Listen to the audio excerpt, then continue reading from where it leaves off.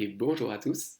On se retrouve aujourd'hui pour discuter d'un thème qui est un thème extrêmement clivant au sein du monde de l'investissement, puisqu'il s'agit de comprendre un petit peu euh, quelles sont les stratégies qui sont mises en place par les investisseurs qui choisissent leurs actions de manière à battre le marché.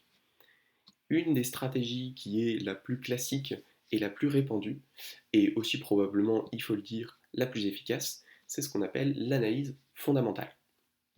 Il faut comprendre que l'analyse fondamentale, concrètement, ça revient à analyser une entreprise, et notamment les chiffres qu'elle est capable de produire, pour prévoir sa rentabilité future, et donc savoir si aujourd'hui elle est un bon ou un mauvais achat. Il faut comprendre que l'analyse fondamentale, elle se base sur des critères évidemment fondamentaux, comme le prix. Bien évidemment, si vous avez une très bonne action, mais qu'elle est extrêmement chère, bah, c'est moins bien qu'une action qui est bof, mais qui est extrêmement peu chère, puisque tout est relatif au prix, bien évidemment. Elle va aussi se focaliser sur typiquement les revenus qui sont générés par l'action et par l'entreprise en elle-même, et il va y avoir un ratio entre ces revenus et entre le prix. Bien évidemment, le but ayant d'avoir un ratio le plus faible, puisque on met le prix au nominateur et les revenus au dénominateur. Donc plus vous allez avoir un prix sur des revenus qui vont être faibles, plus l'entreprise, virtuellement parlant, est capable de payer sa propre valeur en peu d'années. C'est-à-dire que si l'entreprise, elle génère 100 euros par mois, par an, et qu'elle elle vaut 1000 euros, alors elle a un price to earning ratio de 10. Ça veut dire que si elle fait 10 fois ces revenus-là, alors elle est capable de se payer elle-même, de se racheter elle-même virtuellement en 10 ans. Alors que si eh bien, elle vaut 1000, mais qu'elle est capable de faire 500 euros par an, alors elle peut se racheter en seulement 2 ans. Donc le PER est de 2, c'est plus intéressant.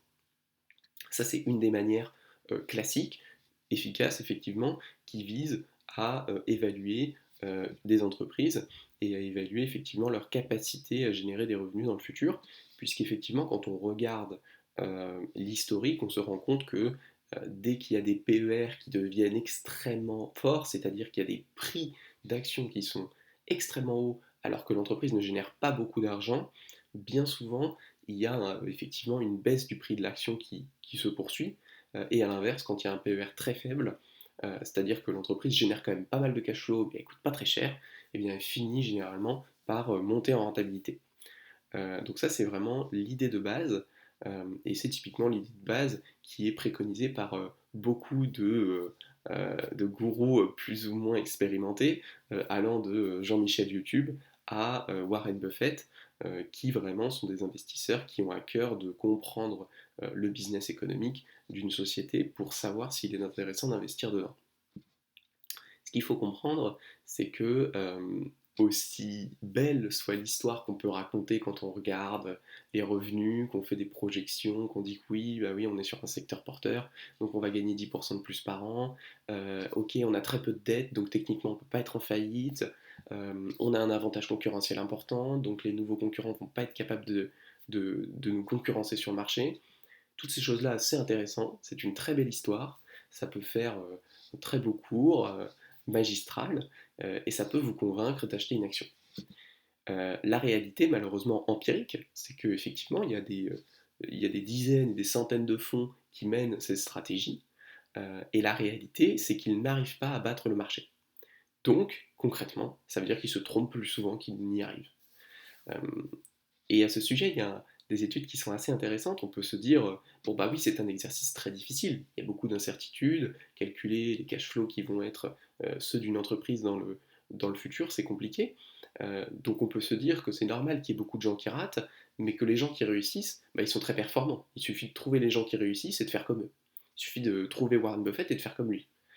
Et bien en fait, les études, elles suggèrent plus que les quelques personnes qui sont capables de générer un rendement supérieur au marché, c'est pas tant parce que elles ont des qualités supplémentaires et qu'elles ont une analyse qui est plus fine, mais en fait c'est simplement lié aux statistiques et à de la chance pure. C'est-à-dire que oui, quand vous allez au casino et quand vous allez au loto, il y a des gens qui gagnent. Et donc ces gens-là, ils sont riches. Est-ce que pour autant c'est une bonne idée de jouer au loto pour gagner de l'argent? Probablement pas.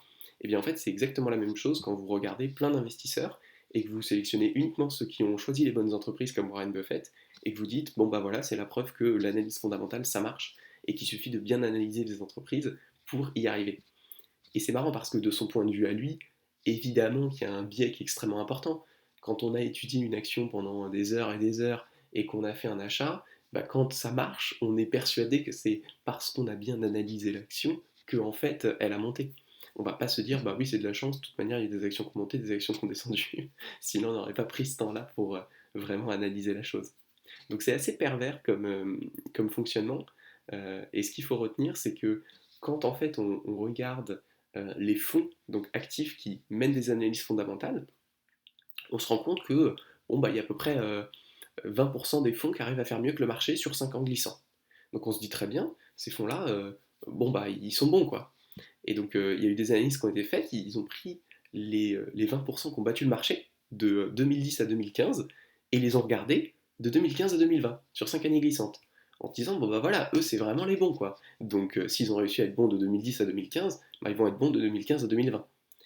Et la réalité, c'est qu'il y a moins de 1% de ces fonds, c'est-à-dire de ceux qui avaient battu le marché pendant 5 ans, qui ont battu le marché dans les 5 années qui suivaient. Donc quelle est la conclusion? La conclusion, elle est évidente.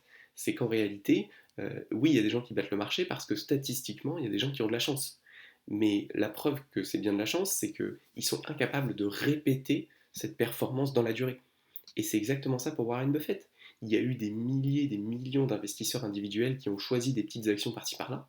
Eh bien oui, quand vous avez choisi American Express, McDonald's et Apple un petit peu plus tôt que les autres, vous gagnez. Mais en fait, il y a un biais du survivant qui est énorme, parce que vous oubliez tous les autres investisseurs qui ont choisi les mauvaises actions, alors même qu'elles avaient des bons PER, qu'elles avaient des bons cash flows prévus. Mais voilà, l'économie est très difficile à prédire, et la réalité, c'est que même si vous faites toute l'analyse possible, eh bien ça peut toujours vous claquer entre les doigts. Et c'est ce qui se passe pour la majorité des investisseurs. Donc quelle est la conclusion?